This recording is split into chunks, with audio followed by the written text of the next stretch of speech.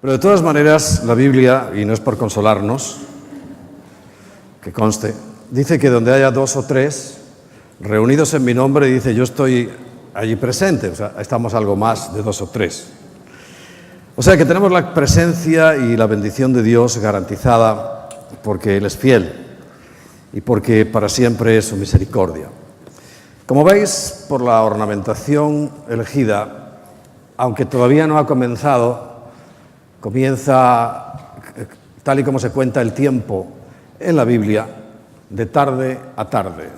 ¿Recuerdas? Al leer Génesis en el capítulo 1, veremos que siempre se habla de tarde a tarde, o sea, desde que se pone el sol hasta que vuelve otra vez a salir. Eso es la forma de contar los días, según la Biblia. Nosotros tenemos que hacer caso a lo que hay a nuestro alrededor. Sería insensato, difícil además, tratar de vivir en contra de la corriente en este caso, solamente en este caso. Pero sí que esta tarde, yo creo que a la hora que nosotros comencemos, estamos citados para las 6 de la tarde, para tener esa especial celebración y recuerdo de el Sukkot. Ya en Israel, que es una hora más, habrá comenzado.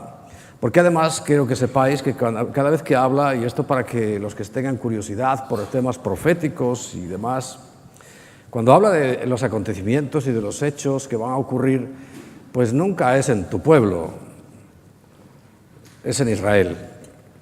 O sea, puede ser de donde seas, que nunca no está hablando de tu tierra, ni de tu gente, ni de nada de eso. Está hablando siempre de Israel, porque las manecillas del reloj profético, que son dos generalmente, ¿verdad? Una corresponde a la tierra, que es Israel, y otra al pueblo.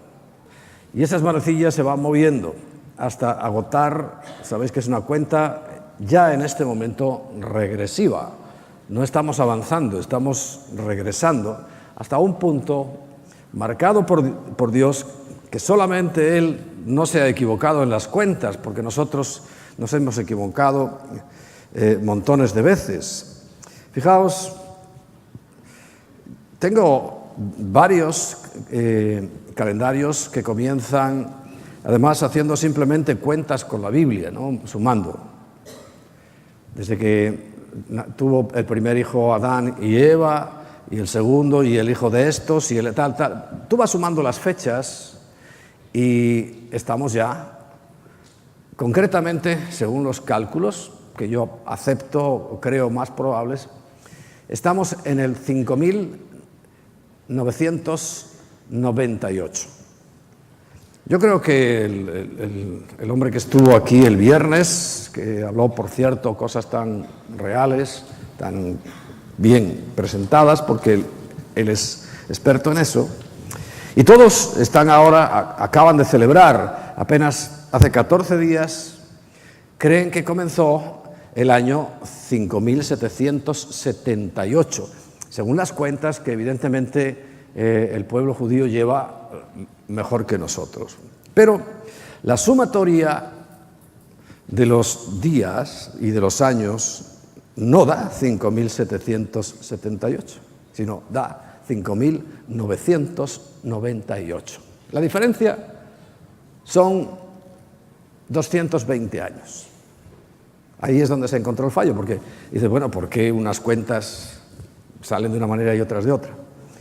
Pues por alguna razón, y esto está confirmado en el Nuevo Testamento por el apóstol Pablo, el tiempo que estuvieron en Egipto fueron 430 años. Pero según las cuentas que hacen los rabinos, creen que solo estuvieron 210. Por eso arman su calendario y le salen 210 años menos, 220 años menos, perdón. No estoy corrigiéndolos. Y a nosotros, la verdad, sí nos tiene que tener más alerta. ¿Por qué? Porque el apóstol Pedro, y en el Antiguo Testamento se afirma que para Dios, para darnos una idea de su forma de ver, de entender las cosas, para Dios, un día es como 1000 años, y 1000 años es como un día. O sea, una forma de contar totalmente diferente, porque para él realmente no existe el tiempo. Y en 6 días queda resuelto todo el asunto humano. En 6 días. Por eso, cuando ordena la semana, dice, 6 días trabajarás y el 7º día será de descanso. Si lo tomamos bajo las cuentas que el apóstol Pedro confirma lo que ya está escrito en el Antiguo Testamento, de que un día es como 1000 años, quiere decir que se está refiriendo a 1000 años o a 6000 años. Porque sí que es cierto que estamos a punto de entrar en el 7º milenio. Las cuentas generales nosotros lo partimos porque Cristo partió realmente la historia en antes de Cristo y después de Cristo, pero está claro que antes de Cristo había 4000 años, porque había 2000 desde Adán hasta Abraham. 2000, no, a ver, esto no me lo he preparado yo, no, hasta Moisés. Y de Moisés a Cristo otros 2000, ya llevamos consumidos 4000. Y los 2000 que estamos ahora ya aparentemente sobrepasado, pero es que en cuestión de tiempo y de los calendarios la verdad es un lío.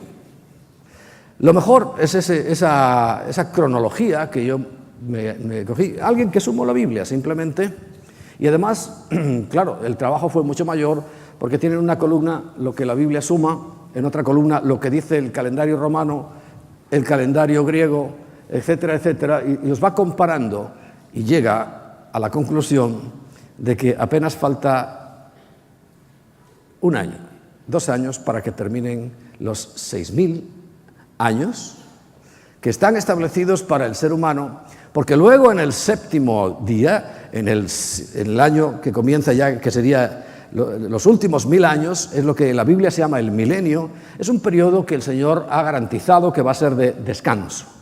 Descansará la tierra, descansaremos nosotros, descansará Dios también, por fin, de nosotros, porque nos vamos a portar bien. Fíjate, vamos a ser buenos durante esos 1000 años. Ya habrá entrado de nuevo otra vez la inmortalidad, ya el control, tanto físico como espiritual, como a todos los niveles, será de parte de Dios. Por tanto, los malos no tendrán oportunidad, como hoy la tienen, de hacer el mal y de verdad que ganan, pero por goleada. Pero cuando llegue ese tiempo no será así la cosa. Y precisamente la fiesta de los tabernáculos se está refiriendo dentro de la cronología de Cristo.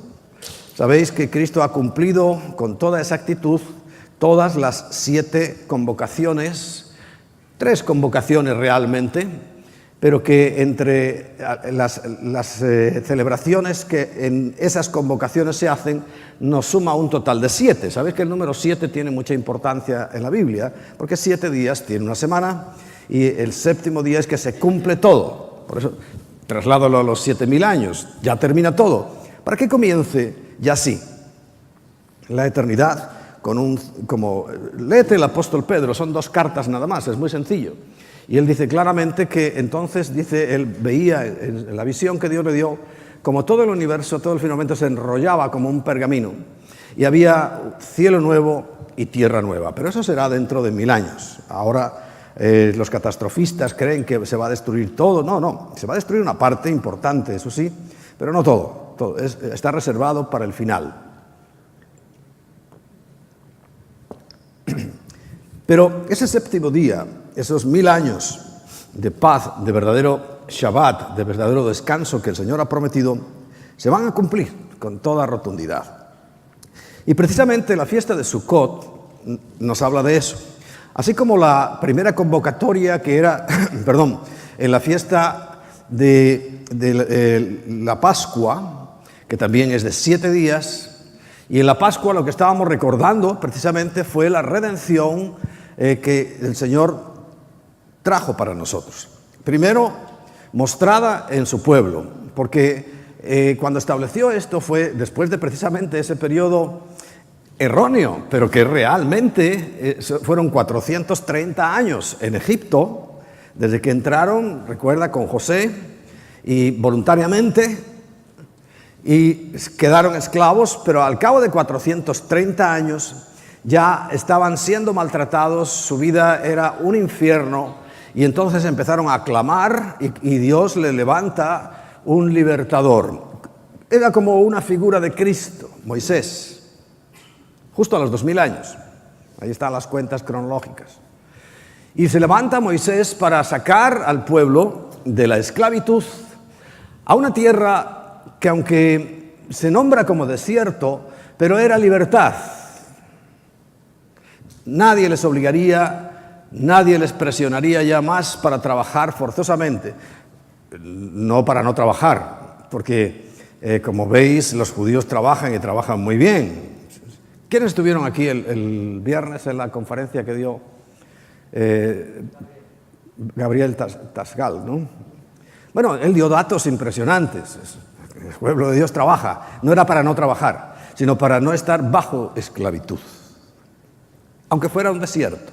Pero el desierto solamente duró hasta un lugar que iba a fluir leche y miel, y efectivamente lo fluyó en su tiempo. Y ahora, cumpliendo profecías, 2000 años de abandono, desde Cristo para acá aproximadamente, hablo de 2000 años que fue la tierra abandonada, por tanto se perdió, se llenó de desierto por un lado, de maleza por otro.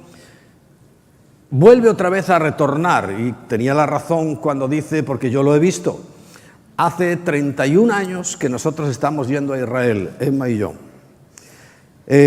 Yo me fijo mucho en las cosas, y yo sí he visto la evolución de estos 31 años, cómo he visto disminuirse, yo personalmente he visto disminuirse el desierto.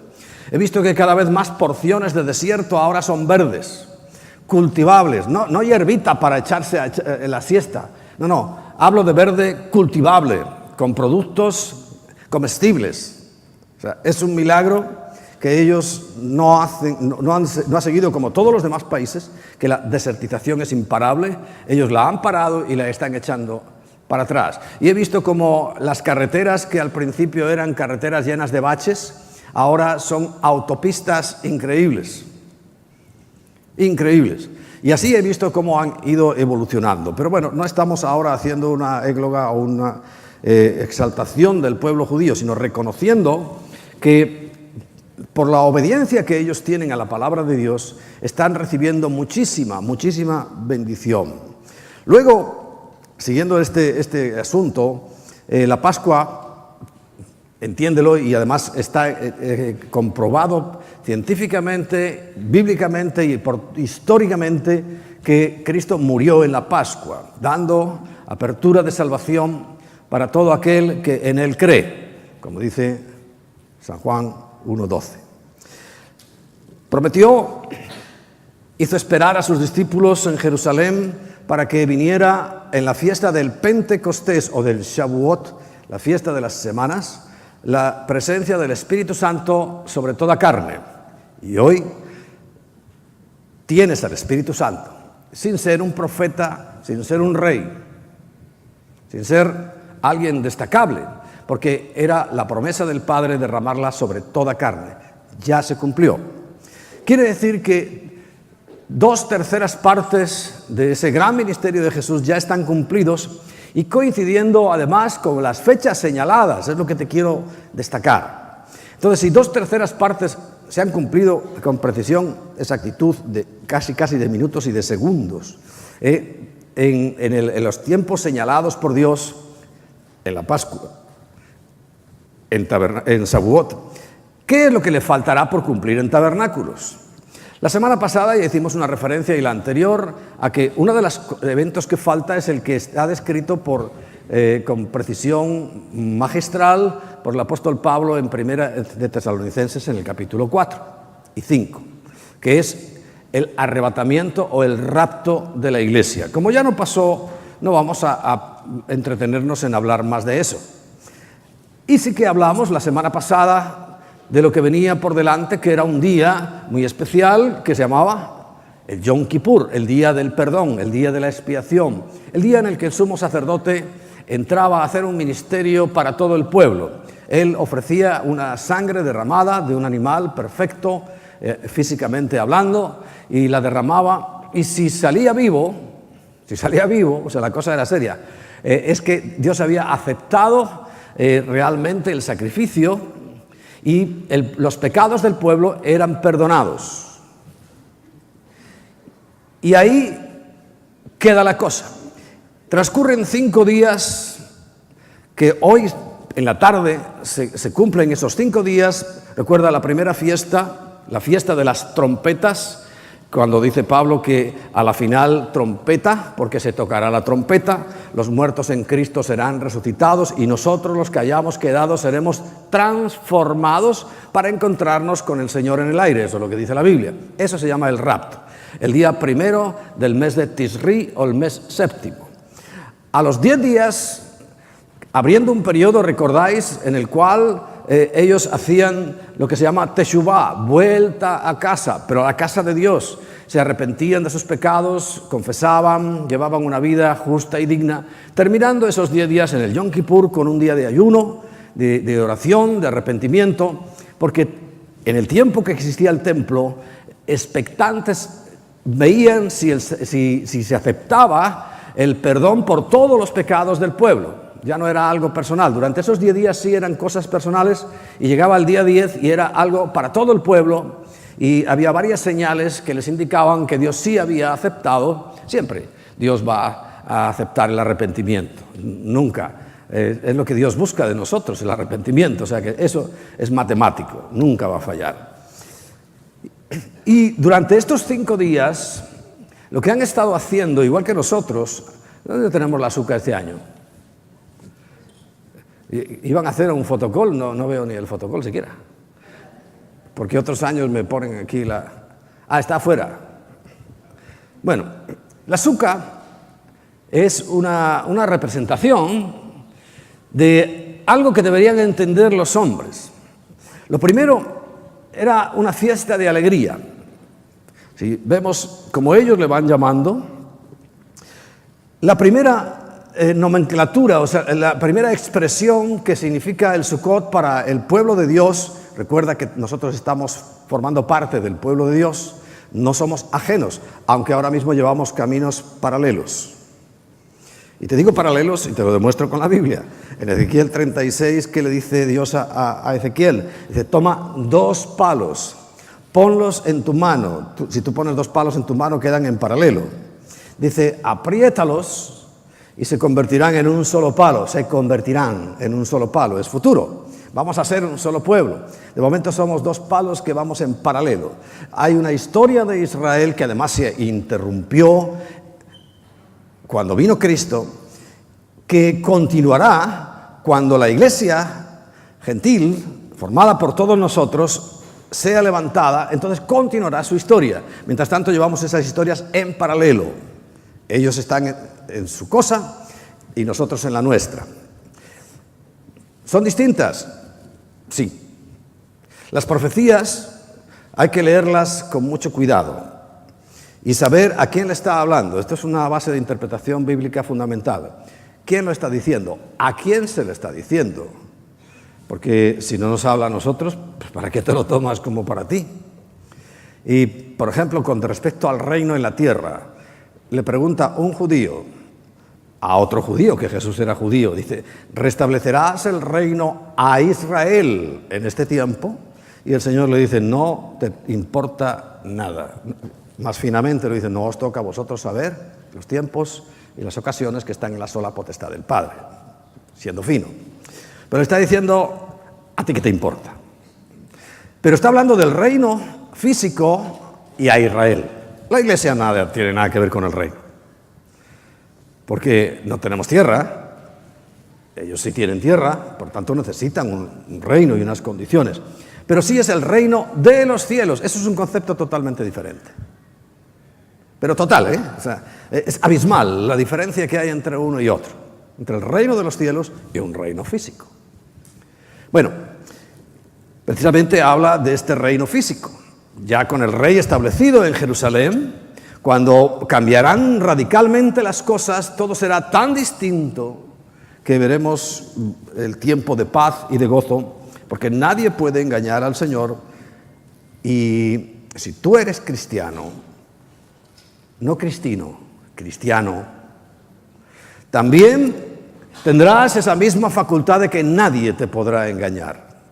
¿Y por qué digo cristino y cristiano? Es que los seguidores de Cristo son cristinos. Los que tienen a Cristo en el corazón son cristianos. Es muy diferente. Hay gente que imita a Cristo, hasta quieren imitarlo crucificándose, ¿veis? Lo hacen mucho en Filipinas, hasta se clavan y todo, esos son cristinos. Cristo nunca mandó eso. Es más, Él lo hizo para que no hiciéramos, y sobre todo esas barbaridades de andarnos clavando y latigándonos y esas cosas, eso no tiene nada que ver. Por eso ahí está claro que son cristinos, seguidores, y claro, muy difícil seguir a Cristo.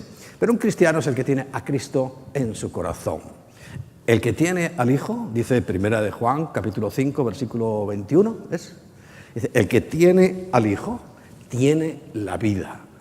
El que no tiene al Hijo, no tiene la vida eterna. Y ya, ahí termina la historia, no hay más. Por eso dice que a todos los que le reciben, dentro de ellos, y a los que creen en su nombre, les es dada la potestad de ser hechos hijos de Dios. Y ya, no hay más complicación en esto. Ahora, ¿por qué te lo digo? Porque hay una complicación muy grande, hay gente que se come el coco. Había una persona que yo escuchaba, o sea, veía por ahí por internet, y lo veo reprendiendo a un amigo mío, se llama Armando Alducin, el amigo mío, no el que reprende, no voy a decir el nombre. Le iba a enseñar a Armando Alducin, y por tanto a mí también, porque soy de la misma creencia, que la salvación se pierde. Mira, si la salvación se perdiera, en vano murió Cristo. Quiere decir que yo sería el que me salvaba. ¿Y para qué murió Cristo entonces? ¿Qué falta hacía que muriera si yo solo me salvaba, portándome bien?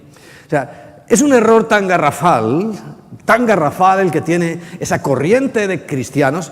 Yo sí creo que son cristianos, ¿sabes por qué? Porque reciben a Cristo. Y todo el que tiene al Hijo tiene la vida, aunque no lo sepan. Y una vez recibí una aclaración sobre esto, porque claro, a lo mejor en el común no le prestas mucha atención a esto, pero yo ya tengo que prestarle atención a las doctrinas, ¿no? Sobre todo para no dejar que lleguen a la iglesia, a vosotros, doctrinas que no son correctas, como esa, por ejemplo. Y el Señor me llevó y conocí la visión que tuvo una mujer, una visión que me aclaró el asunto. Veía una escalera grandísima, hacia el cielo, evidentemente. Y estaba allí en el cielo.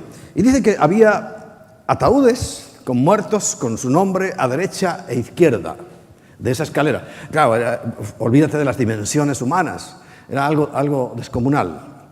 Y ya cuando iba llegando arriba, encuentra que en una parte, supongamos que es la derecha mía, estaba la tumba, y os voy a decir el nombre, de un pastor latinoamericano de gran influencia que se llamaba Otoniel Font.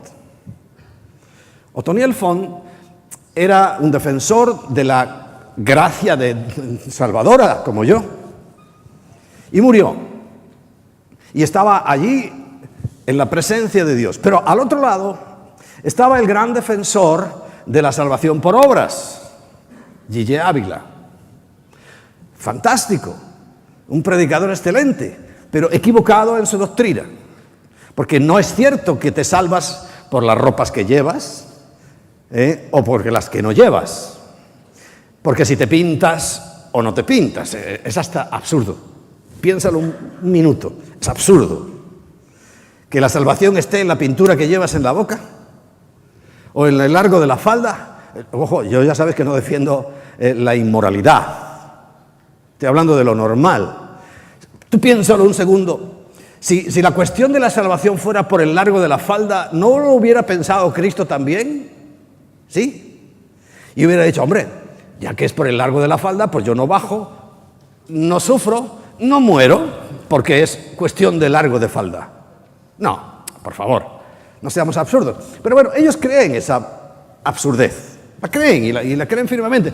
Pero la conclusión es que al otro lado estaba Gille Ávila. Y Dios le decía, ambos son mis hijos. ¿Por qué? Porque el que tiene al Hijo tiene la vida. Lo que pasa es que hay unos que se enteran y otros que no. Entonces viven esclavizados, ojo, esclavizados por la ley pensando que cualquier resbalón ya se van a ir al infierno. Y no se van al infierno. Porque es Cristo el que salva, no sus acciones. Hace un mes y medio hablé todo lo que dice la Biblia sobre ese asunto, ¿verdad? No son mis acciones. Si fueran mis acciones, por demás murió Cristo. Sino que es Cristo. Como ambos lo tenían, Otoniel Font y Gigi Ávila, allí están en la presencia de Dios. Unos lo pasamos un poquito mejor que otros, porque tenemos la capacidad de poder vivir en el mundo sin culpa. Ayer tuvimos una fiesta muy bonita, por cierto, de final del verano, donde no hizo falta el alcohol, ¿verdad? Porque nunca nos hace falta para ningún estupefaciente para pasarlo bien. Y fue un tiempo divertido, pero eso en otras denominaciones, se rasgan las vestiduras, pecado, inmoralidad. No. Tranquilos, que Cristo murió por todos. Unos se enteran y otros no, es la diferencia. ¿Entiendes? Ahora tú tienes a Cristo, vive tranquilo, aunque seas un legalista, vas a ir al cielo. Y aunque seas un carnal, vas a ir al cielo. No estoy promoviendo la carnalidad, porque la carnalidad la ven desde un punto de vista. ¿Lo entiendes? Bueno, voy a seguir dándole yo a esto.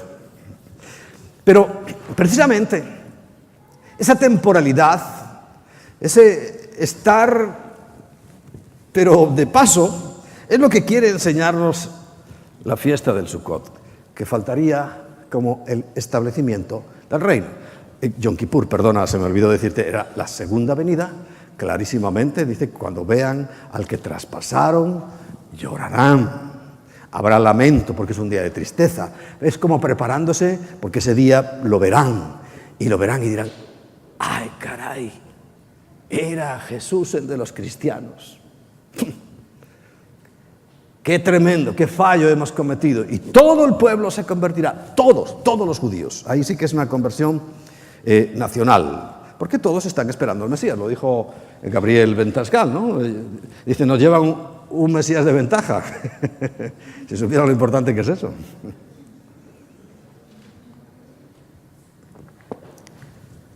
Pero es la época de nuestro gozo, porque el primer concepto que tienen ellos es por haber sido perdonados. Porque el sumo sacerdote salió vivo, porque dos machos cabríos que tomaban, a uno le llamaban Satanás, Azazel, y en otro se ponían los pecados y se le llevaba al desierto y moría. Y fíjate, esto parece que es mentira, pero es verdad. Tomaban una cinta blanca, una cinta de tela blanca, la cortaban a la mitad y una se lo ataban a los cuernos de aquel macho cabrío que le daban el nombre de Azazel, que iba a ir al desierto y lo iban a despeñar para que muriera, y la otra mitad la ataban a la puerta del templo. Cuando moría ese cabrito en representación del pueblo, moría como si muriera el pueblo por sus pecados, resulta que el lazo se volvía rojo. Y esto es histórico y esto está documentado que ocurría. Entonces, claro, ellos veían que el lazo allí atado en la puerta del templo se volvía de color rojo, lo que significaba que sus pecados habían sido perdonados. ¡Qué alivio! ¡Qué descanso! Entonces, estos 5 días preparaban ese tabernáculo, esa habitación temporal, pues hecha de ramas, de hojas, de árboles, etcétera. Porque había varios propósitos. El primero era alegrarse porque habían sido perdonados. Vamos a leer Levítico 23, versículo 40 en adelante. Levítico 23. Y tomaréis el primer día ramas con fruto de árbol hermoso, ramas de palmeras, como estas, ramas de árboles frondosos y sauces de los arroyos, y os regocijaréis delante de Yahweh vuestro Dios por 7 días. O sea que hoy comienza 7 días de alegría, de gozo, de baile, de comer bien, de disfrutar con la familia. Dice, y haréis fiesta a Yahweh por 7 días cada año. Será estatuto perpetuo por vuestras generaciones, en el mes 7º lo haréis. justamente ahora. En tabernáculos habitaréis 7 días. Y tú vas a Israel ahora y verás que tanto a la puerta de las casas, de las sinagogas, de los hoteles, hay lo que llaman sucas, o sea, tabernáculos. Y allí van, y sobre todo van con los niños. Y el tabernáculo, una característica que tiene, claro, nosotros no lo podemos decir porque si no, no me veis, ¿no? Y precisamente lo que no tiene es techo. Porque el techo era necesario para saber que es temporal, pero que sí, con Dios lo puedo ver y no tiene techo. Y entonces dice, allí viviréis. Y supongo que habrá en algún tiempo en que realmente se trasladaba la familia, y habrá algunos que se toman la Biblia literal, que se van a vivir durante 7 días ahí a esa suca, a ese pequeño tabernáculo, que es lo que significa suca. Entonces dice, 7 días todo natural de Israel habitará en tabernáculos. Dice, para que sepan vuestros descendientes que en tabernáculos hice yo habitar a los hijos de Israel cuando los saqué de la tierra de Egipto, yo, Yahweh, vuestro Dios. Así habló Moisés a los hijos de Israel sobre las fiestas solemnes de Yahweh. Vamos a ir a Deuteronomio, capítulo 16, donde también habla de este tema. Deuteronomio 16, versículo 13. Dice así: las fiestas solemnes de los tabernáculos harás por 7 días cuando hayas hecho la cosecha de tu era y de tu lagar. Quiere decir que es el final de todo lo que se puede recoger, de todo lo que se puede sembrar y luego recoger. Incluso el lagar significa que ya han hecho el vino. Todo fruto, todo recogido, todo en almacenes, todo en tinajas. Y ahora es tiempo de descansar y de regocijarse. Eso es el sentido principal. Recuerda, el primer sentido es alegría por haber sido perdonado, pero también es un descanso. Pero hay mucha gratitud dentro de eso, ¿verdad? Dice, y te alegrarás en tus fiestas solemnes, tú, tu hijo, tu hija, tu siervo, tu sierva, y el levita, el extranjero y el huérfano y la viuda que vivan en tus poblaciones. 7 días celebrarás fiesta solemne a Yahweh tu Dios en el lugar que Yahweh escogiere, porque te habrá bendecido Yahweh tu Dios en todos tus frutos y en toda obra de tus manos, y estarás verdaderamente alegre. Amén. Si hay alguien que es agradecido, este es el tiempo de decirle: Señor, gracias porque tengo trabajo, no me ha faltado el sustento de una u otra manera. Creo que ninguno de vosotros estáis famélicos ni muriéndose de hambre. Es por tanto tiempo de estar agradecidos, porque fíjate, para eso es esta fiesta también. 3 veces cada año aparecerá todo varón delante de Jehová, tu Dios, en el lugar que él escogiere, el templo, ¿no? Que ya no está. En la fiesta solemne de los panes sin levadura, ¿recuerdas? Pascua. En la fiesta solemne de las semanas, Shavuot, es Pentecostés. Y ahora en la fiesta solemne de los tabernáculos. Y ninguno se presentará delante de Yahweh con las manos vacías. No es la canción esta que conocemos: con manos vacías vengo a ti, no tengo nada que darte. No pasa el filtro de la Biblia, no lo pasa. Eso sí, dice: te traigo mi corazón, es lo más importante. Pero es que el corazón está reflejado por lo material. Así de sencillo. Tú puedes decirme que me amas y me ves tirado ahí y no haces nada por mí, eres un mentiroso, bocazas. Hay una frase en español, un refrán de estos típicos que refleja mucha sabiduría. A ver si lo entiendes. Dice: hechos, o sea, cosas que haces, son amores y no buenas razones o buenas palabras. El que me des palmaditas y me diga: oh, qué bien, eso solamente a un ego enfermo le puede decir: oh, qué bueno soy, como el cuervo, ¿no? de aquel que la zorra le quería quitar el queso. Entonces empezó a alabarle y decirle: uy, qué hermoso eres, cuervo, el bicho más feo que el cuervo. Pero el cuervo empezó, y al final dice, seguro que cantas mejor que los canarios y tal, y cosa más fea que un grito de un cuervo. Pero él se lo creía, y entonces empezó y dice, cántanos algo. Abre el pico, pum, se cae el queso y el zorro se lo lleva. Bueno, así somos, ¿verdad? Porque necesitamos controlar nuestro ego, y es un buen momento precisamente para recordar eso, nuestra temporalidad, nuestra estancia que es efímera en la tierra. Y no lo digo porque ya voy camino hacia el otro lado, ¿no? Porque ya mis años me delatan, sino porque siempre lo he dicho, aun cuando estaba en plena madurez, comenzando la madurez, lo he dicho, estos son 3 días.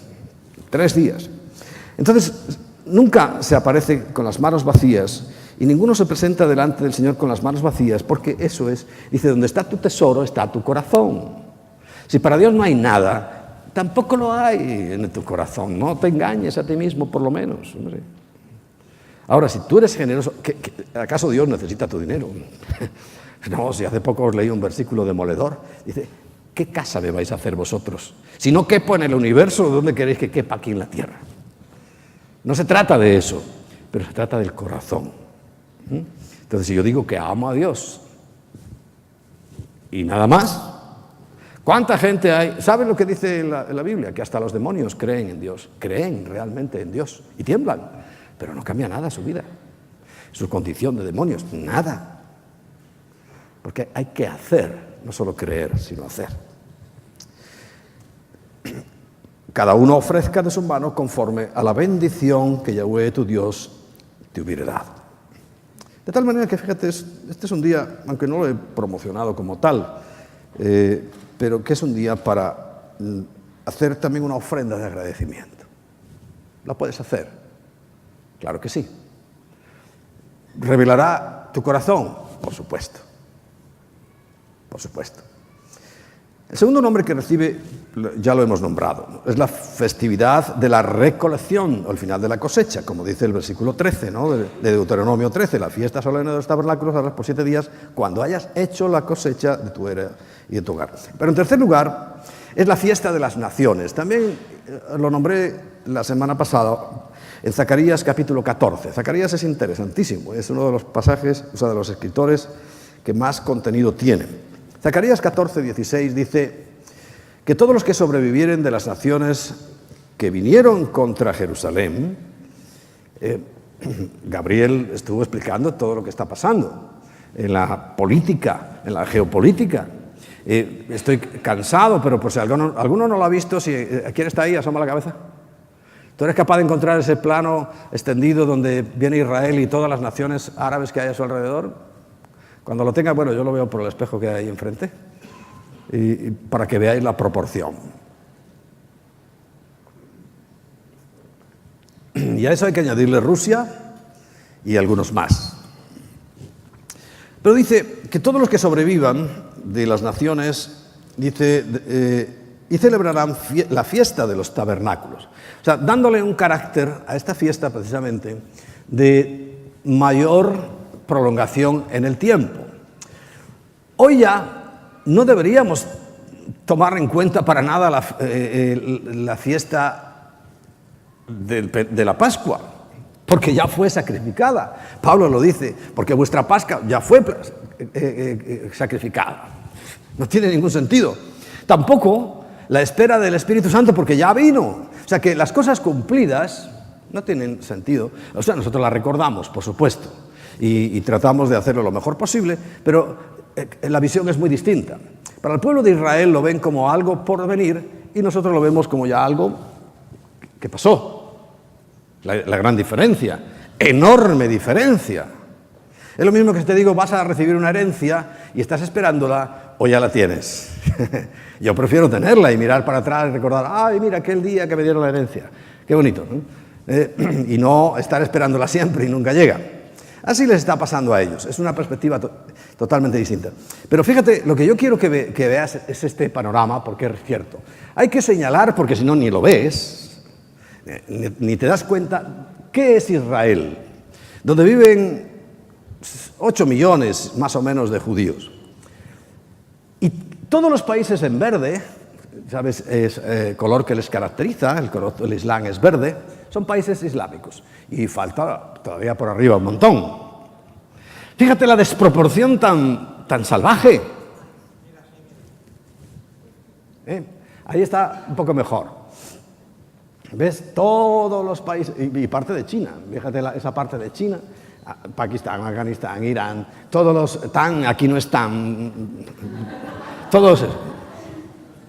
Bueno, no estaban porque ahora los tenemos ya aquí. Contra Israel.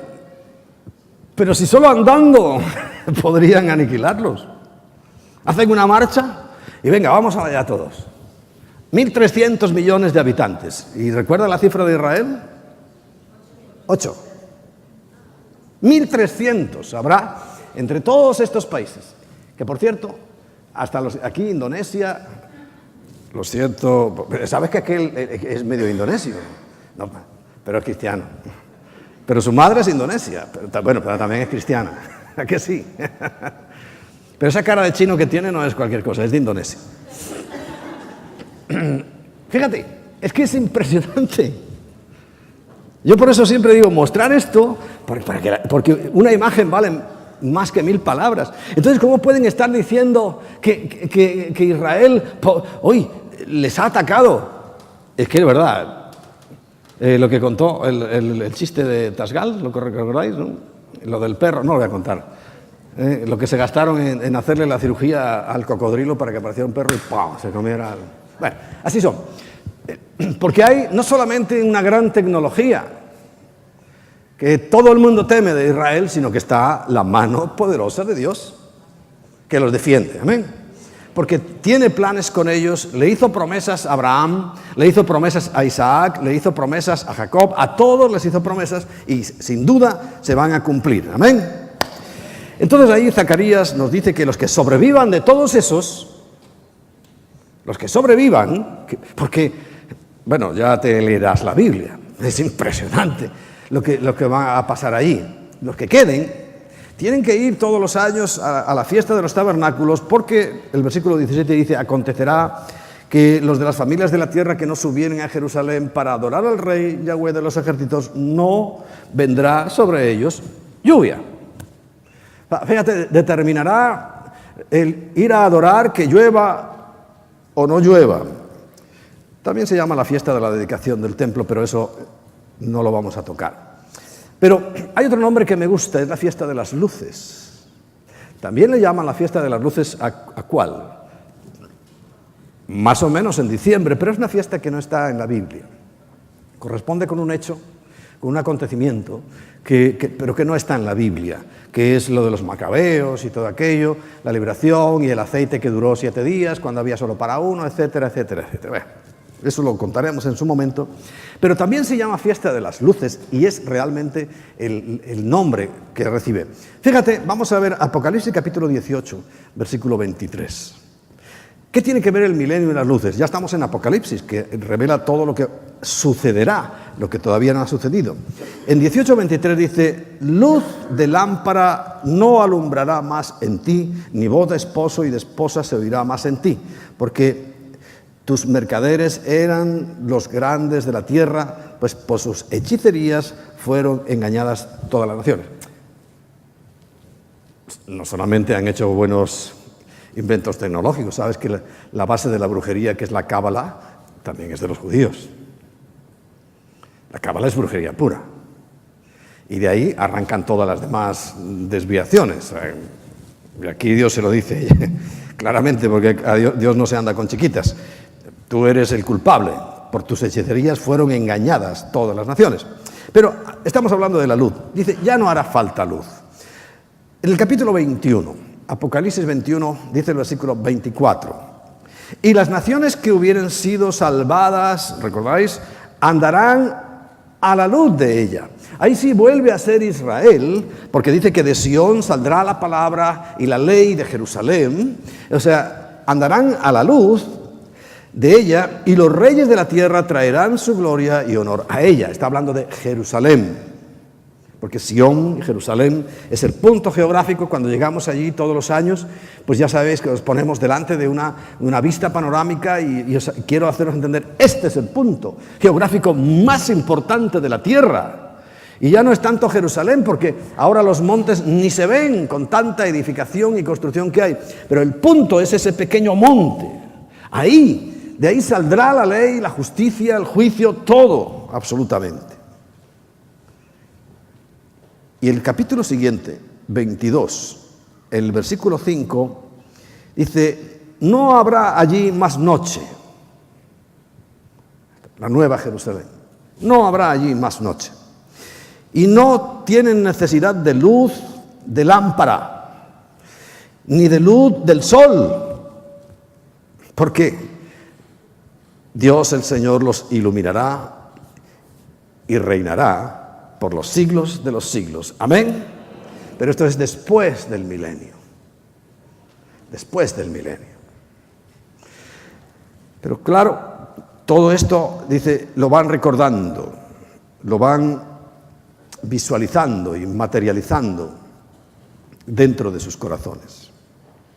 Hay dos cosas más que voy a reservarme en parte para esta tarde.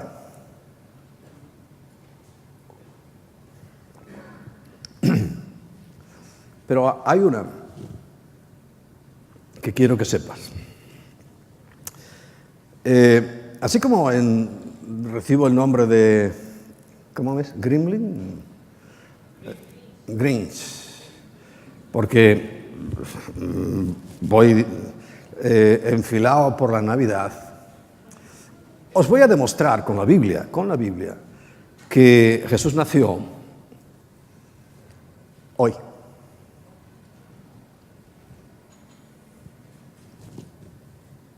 En la Biblia, ¿eh? Y no voy a hacer cuentas, porque hay un camino de hacer cuentas, desde el embarazo de Elizabeth con Juan, cuando se vieron, por ahí te salen perfectamente las cuentas, y llegamos también a hoy. Y por otro camino que habla del sacerdocio del padre de Juan, Zacarías, según el orden que le correspondía, sabían este orden, o sea, vamos a llamarle, como somos muchos, venimos del catolicismo, ¿saben? Los franciscanos tenían una época, los jesuitas la otra, bueno, él era de una orden, de un orden que sabían cuándo le correspondía, cuándo llegó la profecía, cuándo quedó embarazada Elizabeth, y salen las cuentas a hoy. No digas el año que viene, el día 23 de septiembre es el nacimiento de Jesús, porque no será así. Porque estamos hablando del día 15 del mes de Tisri, que para el año próximo caerá en otro día. ¿Entiendes? Pero te voy a demostrar con la Biblia, sin cuentas y sin caminos largos, muy sencillo, que hoy es el día en que nació Jesús. En Juan capítulo 1, versículo 14, esto lo hemos leído muchas veces, ¿verdad? Y aquel verbo fue hecho carne y habitó entre nosotros, y vimos su gloria, gloria como del unigénito del Padre, lleno de gracia y de verdad. Habitó. Es la palabra clave, ¿no? Bueno, si tú te vas a un diccionario,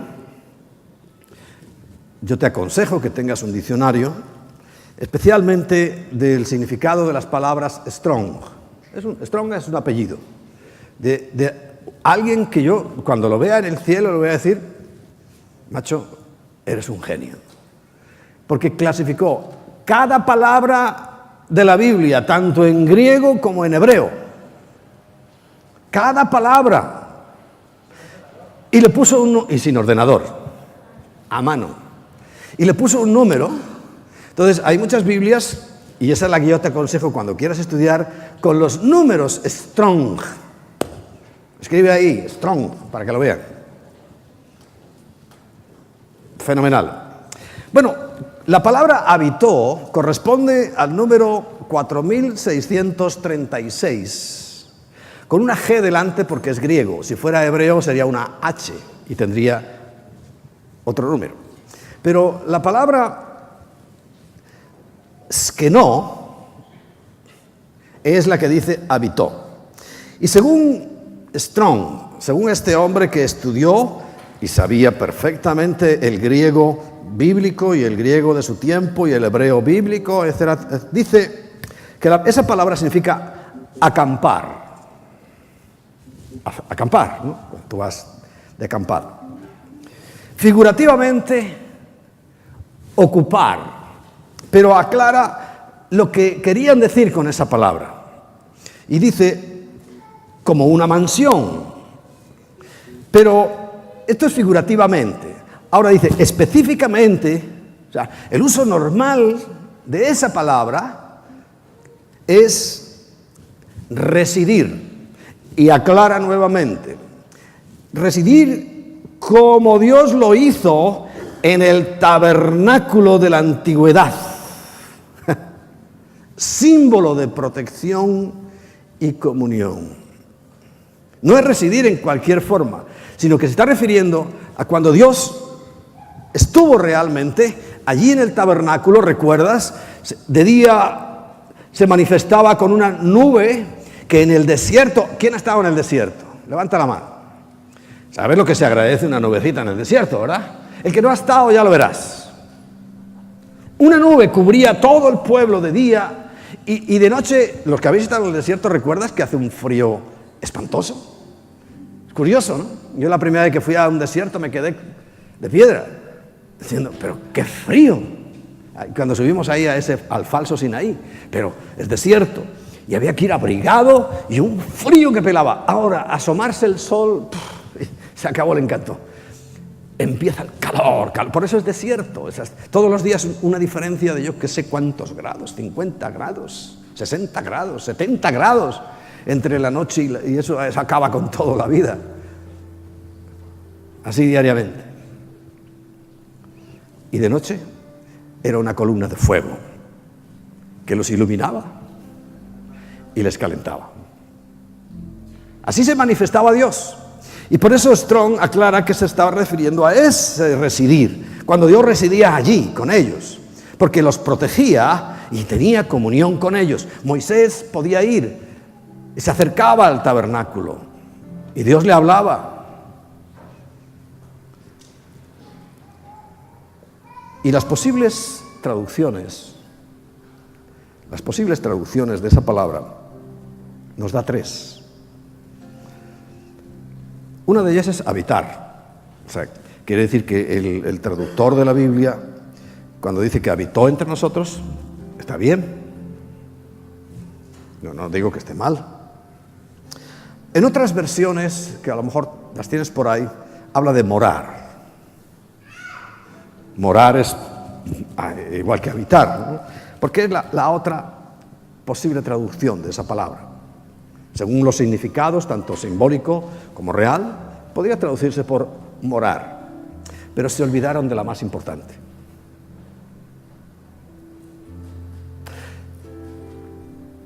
No quiero desprestigiar la Biblia, por Dios, porque yo la uso todos los días. Pero en algunos aspectos hay un rasgo antisemita. Porque durante siglos ha habido muchos cristianos que han tratado de borrar todo rastro de Israel. Yo me he dedicado a tachar en la Biblia, y lo he tachado unas cuantas veces, cuando aparece la palabra Palestina. ¿Qué es eso? ¿Palestina? Si es Israel. Palestina, Filistea, sí existe. ¿Ahora quieres ponerme un mapa completo de Israel? A lo mejor en tu Biblia lo puedes ver en los antiguos mapas. Y claro que había un pequeño territorio justamente donde está Gaza, que eso era Filistea. Palestina. Porque tenemos un lío con la PH. PH se pronuncia F, ¿verdad? Hay un chiste, pero no lo voy a contar. De uno que va a comprar un televisor Philips. Dice, no, Philips. Ahora ya me llamo Fedro. Es la confusión. Entonces, claro que existe, pero no tiene nada que ver con Israel. Era una parte, y además ya sabéis todas las luchas con los filisteos, y para allá y para acá, y toda esa historia. Y ahí estará. Bueno, este es tan antiguo que no lo pone, pero Filistea está ahí al lado de Egipto, esa parte de abajo. Si alguien tiene dudas, dirá, no, esto no es que yo tampoco soy políticamente correcto, ¿eh? Si no lo sabíais, ya os lo digo, para que nadie se llame a sorpresas. Yo soy correcto, no políticamente correcto. Pero por si acaso dice, no, es que los judíos le quitaron el territorio a los palestinos. Bueno, búscame por favor, te hago un reto y te pongo 1.000 euros. Encuéntrame cómo se llamaba su anterior rey, presidente, como quieras llamarle, el que los gobernaba. ¿Quién era y cómo se llamaba? Tienes para rato, ¿eh? Porque no vas a encontrar. Nadie los gobernaba, no existía ningún país ni ninguna nación que se llamara así. Y yo te puedo pasar vídeos del propio Arafat, del propio Mahmoud Abbas, este que está ahora dirigiendo a los palestinos, diciendo que él es egipcio, que nació en Egipto. Y se trasladaron allí. Lo dicen ellos, ¿eh? Y otro vídeo donde te explica por qué se fueron. Mahmoud Abbas, ¿recuerdas ese nombre? Sale casi todos los días en las noticias diciendo los palestinos, pobres palestinos. Mahmoud Abbas es que uno es dueño de lo que calla y esclavo de lo que habla. Y hace años le hicieron una entrevista. Y en la entrevista, ¿sabéis lo que dice? Yo lo tengo. Si miráis en mi Facebook lo encontráis. Allí tenemos a Mahmoud Abbas diciendo, no, los judíos no nos echaron, nosotros nos fuimos. Lo dice. Lo dice él y muchos nos fuimos. Porque nos dijeron los de la OLP que esto iba a ser nada, 7, 8 días y ya volvíamos a casa, que íbamos a ganarle a los judíos. Y resulta que los judíos siempre le han dado pam, pim, pam, pam. Y no pudieron volver a casa, pero se fueron ellos. Ahora, yo sé que tú me quieres matar, voy a ser tan tonto de dejarte ir, estar a mi lado. No, ya que te fuiste te quedas allí. Esa es la realidad. La prensa española es muy mala. Muy mala, tendenciosa y perversa. Bueno, pero volvamos a lo nuestro. Porque el término real, si no hubiera ese sesgo antisemita, que fijaos, hasta lo hubo en Lutero. Si tú miras sus últimos escritos, son terroríficos con respecto a Israel. Y hay un sesgo, hay algo ahí. Entonces, no eligieron esta traducción. ¿Sabes cuál es? Extender su tabernáculo. De hecho, consulté otra versión de la Biblia, porque es bueno mirar diferentes versiones de la Biblia. Y hay una que además por su nombre ya te da confiabilidad, ¿no? Que es la Biblia textual. Y en su revisión de 1999, o sea, hace 20 años, dice este mismo versículo de Juan 1:14, en la Biblia textual. ¿Sabes lo que dices? Apúntalo. Y el verbo se hizo carne. Como decía la Reina Valera del 60, y aquel verbo fue hecho carne. Igual, ¿verdad? Una pequeña, unos matices, ya. Pero en vez de decir y habitó, ¿sabe lo que dice ya la Biblia textual? Significa que analizan el texto con exactitud y tabernaculizó. Las palabritas se las trae. Pero es que está claro que puso su tabernáculo. Está hablando de tabernáculos. Está hablando, bueno, sigo leyendo. Entre nosotros y contemplamos su gloria, la gloria del unigénito del Padre, lleno de gracia y de verdad. Veis que todo es igual, pero es que también, en vez de habitó, que es muy etéreo, aquí va a lo concreto, es en tabernáculos, tabernaculizó, porque el tabernáculo significa algo temporal, de ramas. ¿Cuánto tiempo estuvo Jesús? 33 años. Estaba mostrando su ministerio, su vida. Y por todos los caminos se llega a estas fechas, al Sukkot. No se llega al 24 de diciembre, ni mucho menos. Pero ni mucho menos. Esto lo sabe hasta el más tonto. Es que lo dicen en la radio, gente que no tiene nada que ver ni con las iglesias ni con nada. Si es que es una investigación científica. Es sumar y restar, por favor. Es eso, tomar la edad cuando Zacarías y tomar la edad de Juan, que eran primos, y sabes, solamente se llevaban 3 meses. No, perdón, 6 meses, porque al tercero del embarazo de María, que tenía 3 meses se llevan, sí. Haciendo cuentas por todos los lados podía, pero es que la palabra en sí misma lo dice todo. Es que no, sería en griego, es que no. Porque significa exactamente extender su tabernáculo. Y él vino y puso su tienda, su cabaña, temporalmente en la tierra. Amén. Y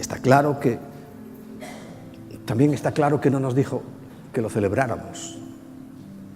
Está claro que en ninguna parte habla de que el sentido real de la fiesta de los tabernáculos es eso, convertirlo en una Navidad. No. Recuerda que la mentalidad de la Biblia, la mentalidad de Dios, por tanto la mentalidad de los judíos, es que las cosas se valoran cuando terminan, no cuando empiezan. Mejor es el final del negocio, cuando ya has ganado dinero, tal vez te has hecho rico, que el día que lo empiezas. Miles de negocios empiezan todos los días, todas las semanas, todos los meses. ¿Pero qué? ¿Le hacemos un homenaje?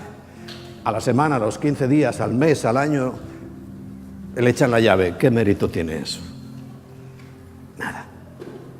Ahora nos recordamos de los grandes negocios que han ganado grandes fortunas, porque es mejor el final del negocio que el principio.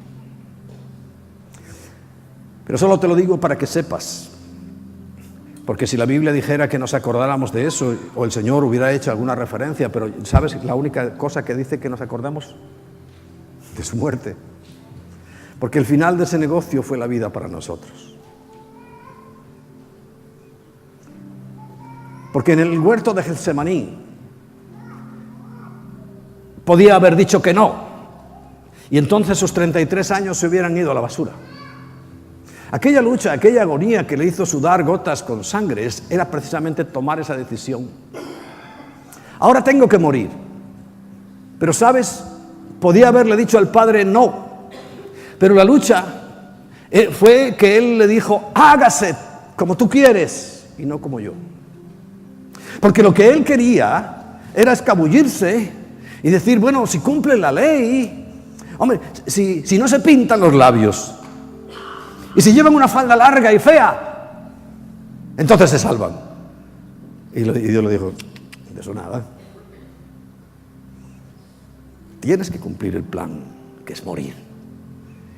Y Jesús le dijo, bien, me cuesta mucho, pero lo voy a hacer. Y murió. Con un gran dolor, no nos imaginamos siquiera. Yo recibí una vez un curso, el primer curso que hace 30 y pico de años como cristiano yo recibí. Y me sorprendió que junto con el material, que todavía conservo, me dieron un clavo que también conservo. Y dije, ¿para qué es ese clavo? Lo recibimos todos. ¿Sabes para qué? Era una tontería. Dice, para que cuando creas, te despistes, lo lleves en el bolsillo y cojas el clavo y empieces a apretar sobre tu mano. Y duele. Mira, me ha dolido a mí ahora. Acuérdate de Jesús. Parecía una tontería, pero a lo mejor yo te digo también, en vez de un crucifijo como yo lo llevé en el bolsillo mucho tiempo, lleva un clavo. Y cuando estés en tonterías, pensando que tú eres un campeón y un fenómeno de la naturaleza, coges el clavo y empiezas a apretarte bien fuerte y dirás, caray, Cristo Menos mal que fuiste tú el que murió. Si solo un pinchacito ya te molesta, me gustaría, si tienes un boli, hazlo como yo, ¿no? Hazlo. Verás lo que molesta. Imagínate lo que él sufrió. Porque la idea de ese clavito era precisamente eso. Acuérdate de Cristo, de todo lo que él pasó por ti. Vamos a ponernos en pie.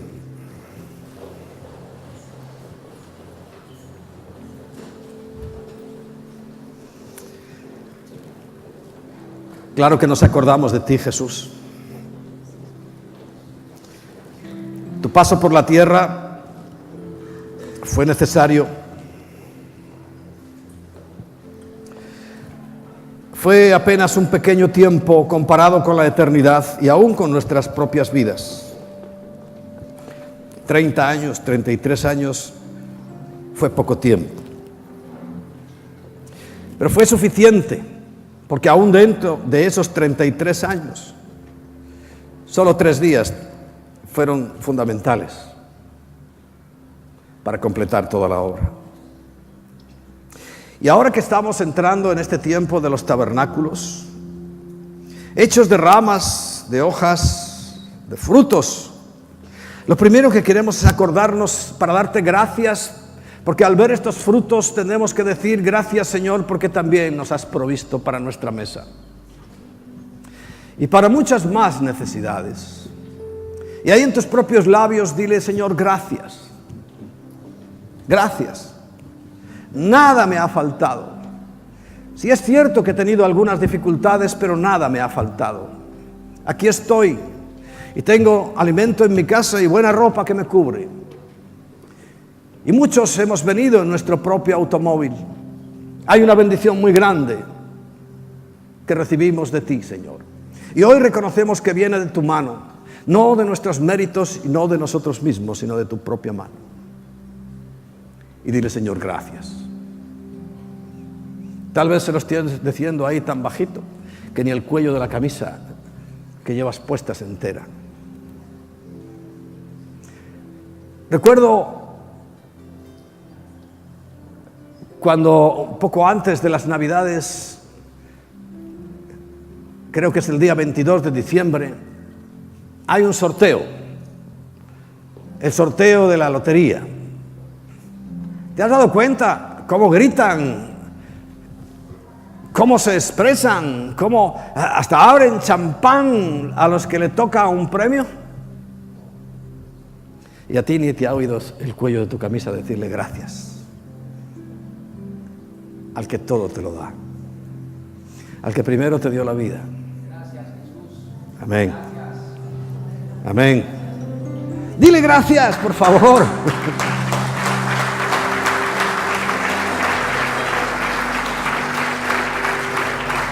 Dale gracias.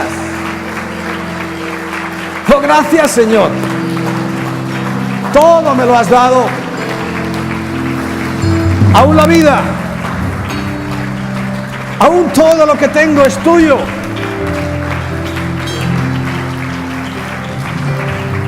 Todo lo que tengo te pertenece a ti. Tú eres el dueño del mundo, de toda la plenitud que aquí hay. ¿Ya entendiste por qué hay que darle gracias? Pero hay que dárselas. Mándale un WhatsApp.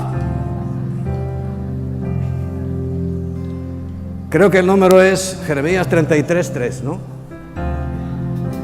Prueba a ver. Lo mismo funciona.